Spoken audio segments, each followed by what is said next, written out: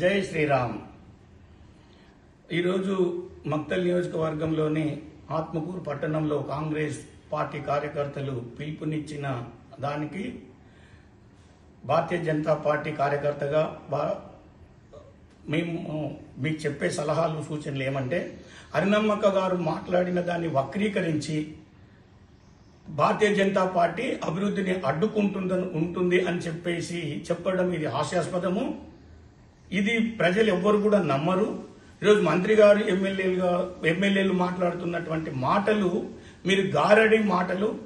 ఇక్కడ జూర్యాల ప్రాజెక్టు దగ్గర లో లెవెల్ బ్రిడ్జ్ కట్టడం వల్ల జూర్యాల డ్యామ్ యొక్క లైఫ్ పెరుగుతుంది అన్న ఉద్దేశంతో మాత్రమే అరుణమ్మక్క గారు నిన్న ప్రెస్ మీట్ లో మాట్లాడడం జరిగింది. ఇరిగేషన్ డిపార్ట్మెంట్ వాళ్ళతో కూడా అదే మాట్లాడడం జరిగింది. అదే తర్వాత ఆత్మకూరు గద్వాల మధ్యలో నిర్మించాల్సినటువంటి బ్రిడ్జిని ఆర్ఎన్బి నిధులతో తీసుకొచ్చి నిర్మించండి. అక్కడ కూడా ఆత్మకూరు అభివృద్ధి గద్వాలకు అనుసంధానం ఏర్పడడం వల్ల ఈ యొక్క రవాణా కూడా 10 కిలోమీటర్ల దూరంలోనే గద్వాలకు వెళ్లే పరిస్థితి మంచిగా ఉంటుందన్న ఉద్దేశంతో అరుణమ్మక్క గారు మాట్లాడింది తప్ప, దీన్ని మాకు ఆత్మకూరులో బ్రిడ్జి కడుతుంటే వద్దని చెప్పిందని, వద్దని చెప్పడం ఎక్కడ లేదు. ఒకసారి మీరు వీడియో వినండి, అరుణమ్మక్క గారి యొక్క వీడియో వినండి. మీరు ఈరోజు ప్రజాభిప్రాయ సేకరణ చేస్తామంటున్నారు, మీరు ప్రజాభిప్రాయ సేకరణ చేయండి. అందులో అరుణమ్మక్క గారు ఖచ్చితంగా పాల్గొంటానని కూడా చెప్పింది. మీరు దీన్ని దృష్టిలో పెట్టుకోకుండా అరుణమ్మక్క గారు ఆత్మకూరు అభివృద్ధిని అడ్డుకుంటుందని చెప్పడం ఇది హాస్యాస్పదము. ఆత్మకూరును అభివృద్ధిని అడ్డుకుంటున్నది మంత్రి వాకిటి శ్రీ గారి, ముఖ్యమంత్రి రేవంత్ రెడ్డి గారు. ఈరోజు రెవెన్యూ డివిజన్ తీసుకొస్తానని చెప్పి ఎమ్మెల్యే గెలిచినటువంటి శ్రీహరి గారు ఎందుకు రెవెన్యూ డివిజన్ తీసుకురాలేదు? ఆత్మకూరులో 50 పడకల హాస్పిటల్ తీసుకొస్తామని చెప్పినటువంటి శ్రీహరి గారు ఎందుకు దానిపైన ధ్యాస పెట్టట్లేదు? ఆత్మకూరులో బస్ డిపో తీసుకొస్తున్నటువంటి మంత్రి గారు, ముఖ్యమంత్రి గారు చెప్పినటువంటి ఈ కార్యక్రమాలకు ఎందుకు వాళ్ళు అంకురార్పణ చేయట్లేదు? గతంలో సంవత్సరం క్రితము జూపల్లి కృష్ణారావు గారు 36 లక్షలతోటి ఈ యొక్క టెంపుల్ ని బాగు చేస్తానని చెప్పిండు. మరి ఇప్పటికి సంవత్సరం దాటి ఈ రోజు వరకు మన ఆత్మకూరులో చెరువులో ఉన్నటువంటి శివాలయం దగ్గర ఎలాంటి అభివృద్ధికి నోచుకోలేదు. ట్యాంక్ బండ్ గారు చేస్తామని చెప్పినటువంటి శ్రీహరి గారు ఎక్కడున్నది నీ ట్యాంక్ బండ్? దీనిపైన మీరు ప్రత్యేకంగా దృష్టి పెట్టాలి.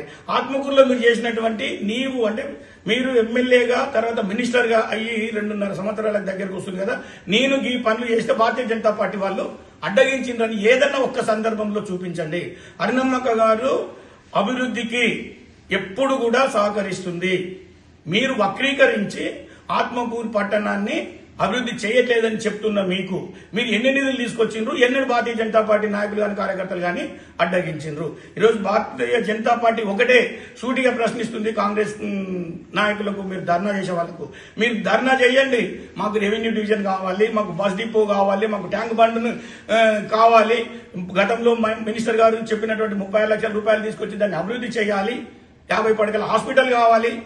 మా గ్రామంలో నీళ్లు, నిధులు, తర్వాత రోడ్లు, తర్వాత డ్రైనేజ్ వ్యవస్థ అస్తవ్యస్తంగా ఉంది పురపాలక సంఘంలో, దానిపైన నిధులు తీసుకొని రమ్మని చెప్పేసి మీరు ధర్నా చేయండి. కానీ ఈరోజు ఏమీ చేయకుండా అరుణమ్మ గారు అలా మాట్లాడిందని చెప్పేసి వక్రీకరించి మీకు పోవడం ఇది మీ దుర్మార్గమైనటువంటి మాటలు. ఇది హేయమైన చర్య.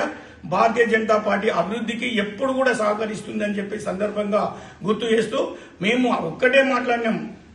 జూర్యాల దగ్గర లో లెవెల్ బ్రిడ్జ్ కట్టడం వల్ల హెవీ వెహికల్స్ కు మనకు దారి చూపినట్లు అవుతుంది, డ్యామ్ సేఫ్టీ నిర్మాణాన్ని మనం లైవ్ పెంచినట్లు అవుతుంది అన్న ఒకే ఒక ఉద్దేశంతో అరుణమ్మక్క గారు మాట్లాడింది తప్ప ఆత్మకూరు గద్వాల యొక్క బ్రిడ్జి వద్దని చెప్పలేదు. ఖచ్చితంగా కావాలి, ఆర్ఎన్బి నిధులు తీసుకొచ్చి మీరు నిర్మించండి, మేము సహకరిస్తామని చెప్పేసి అరుణమ్మక్క గారు అన్నది. భారతీయ జనతా పార్టీ కూడా అభివృద్ధికి ఎప్పుడు సహకరిస్తుందని చెప్పేసి సందర్భంగా గుర్తు చేస్తూ భారత్ మాతాకి జై.